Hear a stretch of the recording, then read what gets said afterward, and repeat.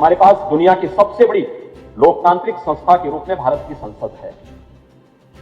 उसके प्रति श्रद्धा और सम्मान का भाव हर भारतवासी का दायित्व बनता है। दूसरा, भारत जिसके बारे में आदरणीय प्रधानमंत्री जी बार बार कहते हैं कि भारत दुनिया के लोकतंत्र की जननी भी है।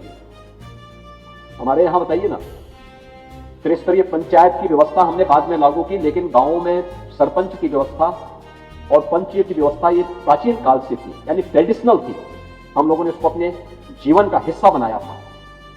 यानी हम लोग उन चीजों को लेकर के जिसके बारे में राष्ट्रपिता महात्मा गांधी कहते हैं, ग्राम स्वराज की परिकल्पना को साकार अगर किसी ने किया था, हमारे गांवों ने किया था। वो गांव कहीं का भी, उत्तर हो, दक्षिण हो, पूरब हो, पश्चिम हो, देश के अंदर रूप, रंग, वेशभूषा, खान पान अलग अलग हो सकते हैं, लेकिन उत्तर से दक्षिण तक, पूरब से पश्चिम तक पूरा भारत एक भाव और एक भंगिमा के साथ बोलता है, एक साथ सोचता है, एक साथ उसकी भावनाएं होती हैं, एक उसकी आस्था होती है।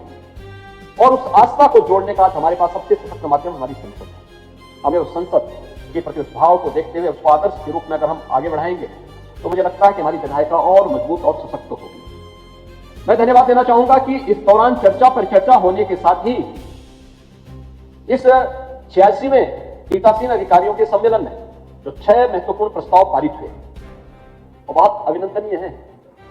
प्रधानमंत्री जी ने देशवासियों को देश की आजादी के अमृत महोत्सव वर्ष में आगामी 25 वर्ष की कार्य योजना बनाने के लिए कहा।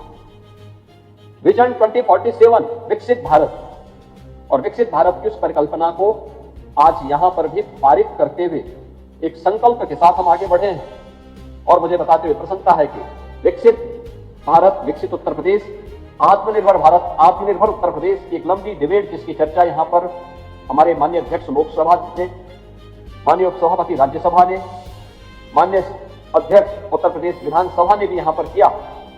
ये लगातार चर्चा हुई और मुझे बताते हुए कोई संकोच नहीं, क्या सत्ता पक्ष का हो, क्या विपक्ष का हो। 300 से अधिक माननीय सदस्यों ने 24 घंटे चलने वाली बहस का हिस्सा वे बने थे।